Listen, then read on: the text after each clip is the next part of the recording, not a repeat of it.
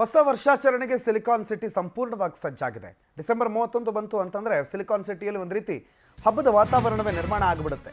Silicon ಸಿಟಿಯ ಒಂದಿಷ್ಟು ಏರಿಯಾಗಳಿಗೆ ಅಥವಾ ಪ್ರಮುಖ ರಸ್ತೆಗಳಲ್ಲಿ ನ್ಯೂ ಇಯರ್ ಸೆಲೆಬ್ರೇಷನ್ ಮಾಡೋದಕ್ಕೆ ಅವಕಾಶ ಇರುತ್ತೆ. ಆದರೆ ಈ ಬಾರಿ ನ್ಯೂ ಇಯರ್ ಗುಂಗ್ನಲ್ಲಿದ್ದವರಿಗೆ ಮನಸೋ ಇಚ್ಛೆ ಸೆಲೆಬ್ರೇಷನ್ ಮಾಡೋದಕ್ಕಾಗೋದಿಲ್ಲ ಅನ್ನೋ ಲಗಾಮ್ ಹಾಕಿದ್ದಾರೆ. ಅಹಿತಕರ ಘಟನೆಗಳು ನಡೆಯದಂತೆ ಖಾಕಿ BBMP ಎರಡು ಕೂಡ ಅಲರ್ಟ್ ಆಗಿದೆ. ಗೈಡ್ಲೈನ್ಸ್ ಹೊರಡಿಸಿದ್ದಾರೆ. ರಾತ್ರಿ 2 ಗಂಟೆ ಒಳಗೆ ಹೊಸ ವರ್ಷಾಚರಣೆ ಮುಗಿಸಿ ಮನೆಗೆ ಹೋಗಿಬಿಡಬೇಕು. 9 ಗಂಟೆಗೆ ಎಲ್ಲ ಫ್ಲೈ ಓವರ್ಗಳು ಬಂದಾಗುತ್ತೆ.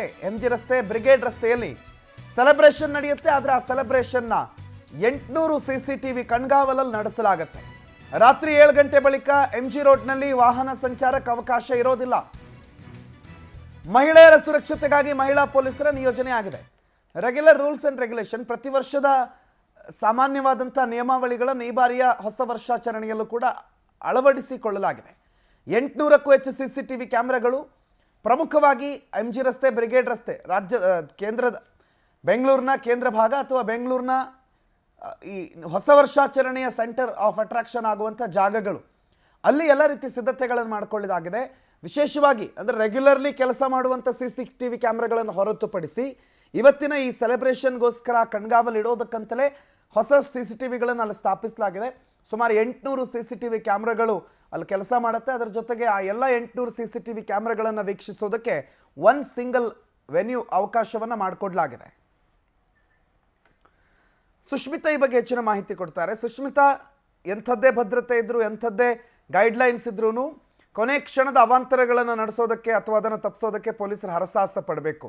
ಈ ಬಾರಿ ಯಾವ ರೀತಿ ಹೊಸ ವರ್ಷಾಚರಣೆಗೆ ಪೊಲೀಸ್ ಇಲಾಖೆ ಮತ್ತು ರಾಜ್ಯದ ಬೇರೆ ಬೇರೆ ಇಲಾಖೆಗಳು ಸಜ್ಜಾಗಿವೆ? ಏನೇನು ಮುಂಜಾಗ್ರತಾ ಕ್ರಮಗಳನ್ನು ಪೊಲೀಸರು ಈ ಬಾರಿ ಕೈಗೊಂಡಿದ್ದಾರೆ ಸುಷ್ಮಿತಾ? ಎಸ್ ಪ್ರಣೋತ್, 2025 ಬರಮಾಡ್ಕೊಳ್ಳಿಕ್ಕೆ ಇನ್ನು ಕೆಲ ಗಂಟೆಗಳಷ್ಟೇ ಬಾಕಿ ಇರುವಂಥದ್ದು. 2024ರ ಕೆಲವೊಂದಿಷ್ಟು ಕಹಿ ಘಟನೆಗಳನ್ನ ಬಿಟ್ಬಿಟ್ಟು ಇಲ್ಲೇ 2025ನ ವೆಲ್ಕಮ್ ಮಾಡಲಿಕ್ಕೆ ಎಲ್ಲರೂ ಕೂಡ ಸಜ್ಜಾಗಿರುವಂಥದ್ದು. ಹೀಗಾಗಿ ಇವತ್ತು ಏನು ಎಲ್ಲರೂ ಕೂಡ ಈ ಚರ್ಚ್ ಸ್ಟ್ರೀಟ್ ಆಗಿರ್ಬೋದು, MG ರೋಡ್ ಆಗಿರ್ಬೋದು, ಬ್ರಿಗೇಡ್ ರೋಡ್ ಆಗಿರ್ಬೋದು, ಇಲ್ಲೆಲ್ಲವೂ ಕೂಡ ಫುಲ್ ಸೆಲೆಬ್ರೇಷನ್ ಮೋಡಲ್ಲಿ ಇರ್ತಾರೆ. ಸೊ ಹೀಗಾಗಿ ಯಾವುದೇ ರೀತಿ ತೊಂದರೆ ಆಗಬಾರ್ದು ಅಂತ ಹೇಳಿ 800ಕ್ಕೂ ಹೆಚ್ಚು CCTV ಕಣ್ಗಾವಲನ್ನು ಇರಿಸಿರುವಂಥದ್ದು. ಅದ್ರ ಜೊತೆಗೆ 11,000ಕ್ಕೂ ಹೆಚ್ಚು ಪೊಲೀಸರು ಇವತ್ತು ಏನು ಕೆಲಸವನ್ನು ಮಾಡ್ತಾರೆ. ಅದೇ ರೀತಿಯಲ್ಲಿ ಜನರಿಗೆ ತೊಂದರೆ ಆಗಬಾರ್ದು ಅಂತ ಹೇಳಿ ಮೆಟ್ರೋ ಸೇವೆಯಲ್ಲೂ ಕೂಡ ಹೆಚ್ಚಿನ ಸೇವೆಯನ್ನು ಒದಗಿಸಿರುವಂಥದ್ದು. ಸದ್ಯ ನಾನು ಇವಾಗ MG ರೋಡ್ ಮೆಟ್ರೋ ಸ್ಟೇಷನ್ ಬಳಿದ್ದೀನಿ. ಅಂದರೆ ಈ ಒಂದು MG ರೋಡ್ ಮೆಟ್ರೋ ಸ್ಟೇಷನ್ನಲ್ಲಿ ರಾತ್ರಿ 11 ಗಂಟೆವರೆಗೂ ಕೂಡ ಎಂದಿನಂತೆ ಸಂಚಾರ ಇರುತ್ತೆ. ಆದರೆ 11 ಗಂಟೆಯ ಬಳಿಕ ಈ ಒಂದು MG ರೋಡ್ನ ಮೆಟ್ರೋ ಸ್ಟೇಷನ್ ಎಂಟ್ರಿ ಆಗಿ ಎಕ್ಸಿಟ್ ಎರಡೂ ಕೂಡ ಕ್ಲೋಸ್ ಆಗುತ್ತೆ. ಇಲ್ಲಿ ಬರುವಂತಹ ಮೆಟ್ರೋ ಟ್ರೈನ್ಗಳೇನಿದೆ ಅದು ಒಂದು ಟ್ರಿನಿಟಿ ಸರ್ಕಲ್ಲು ಹಾಗೆ ಇನ್ನೊಂದು ಕಬ್ಬನ್ ಪಾರ್ಕಲ್ಲಿ ನಿಲ್ಲುತ್ತೆ. ಹಾಗೆ ಬರುವಂತಹ ಜನರಿಗೆ ಇವತ್ತು ರಾತ್ರಿ 2 ಗಂಟೆವರೆಗೂ ಕೂಡ ಮೆಟ್ರೋ ಸಂಚಾರ ಲಭ್ಯವಾಗಿದೆ. ಅದ್ರ ಜೊತೆಗೆ ಮೆಜೆಸ್ಟಿಕ್ಕಲ್ಲಿ 2:45ವರೆಗೂ ಕೂಡ ಕೊನೆಯ ಮೆಟ್ರೋ ರೈಲು ಅಲ್ಲಿ ಹೊರಡುತ್ತೆ. ಹೀಗಾಗಿ ಯಾರಿಗೂ ಕೂಡ ತೊಂದರೆ ಆಗಬಾರ್ದು ಅಂತ ಹೇಳಿ ಈ ಒಂದು MG ರೋಡ್, ಬ್ರಿಗೇಡ್ ರೋಡು ಹಾಗೆ ಚರ್ಚ್ ಸ್ಟ್ರೀಟ್ ಅಂತ ಹೇಳಿದ್ರೆ ನ್ಯೂ ಇಯರ್ನ ಹಬ್ ಅಂತಲೇ ಹೇಳ್ಬೋದು. ಎಲ್ಲರೂ ಕೂಡ ಈ ಒಂದು ನ್ಯೂ ಇಯರ್ನ ಸೆಲೆಬ್ರೇಟ್ ಮಾಡಬೇಕು ಅಂತಲೇ ಬೇರೆ ಬೇರೆ ಭಾಗದಿಂದ ಎಲ್ಲರೂ ಕೂಡ ಬರ್ತಾರೆ. ಅದೇ ರೀತಿಯಲ್ಲಿ ಒಂದು ಕಡೆ ಲೈಟಿಂಗ್ಸ್ ವ್ಯವಸ್ಥೆ ಆಗಿರ್ಬೋದು ಮತ್ತು ಬೇರೆ ಬೇರೆ ರೀತಿಯ ಎಲ್ಲ ರೀತಿಯ ಮುಂಜಾಗ್ರತಾ ಕ್ರಮಗಳನ್ನ ಕೂಡ ಕೈಗೊಳ್ಳಲಾಗಿದೆ. ಅದರಲ್ಲೂ ಕೂಡ MG ರೋಡ್ ಅಂತ ಹೇಳಿದ ತಕ್ಷಣ ಒಂದು ರೀತಿಯಲ್ಲಿ ನಮ್ಮ ಸಿಲಿಕಾನ್ ಸಿಟಿ ಜನರಿಗೂ ಬರುವಂತಹ ಜನರು ಇಲ್ಲಿ ಹೆಚ್ಚಾಗಿ ಬರ್ತಾರೆ. ಹೀಗಾಗಿ ಯಾವುದೇ ರೀತಿ ತೊಂದರೆ ಆಗಬಾರ್ದು ಅಂತ ಹೇಳಿ ಎಲ್ಲರಿಗೂ ಕೂಡ ಹೆಚ್ಚಿನ ಮೆಟ್ರೋ ಸೇವೆಯನ್ನು ಒದಗಿಸಿರುವಂತಹದ್ದು.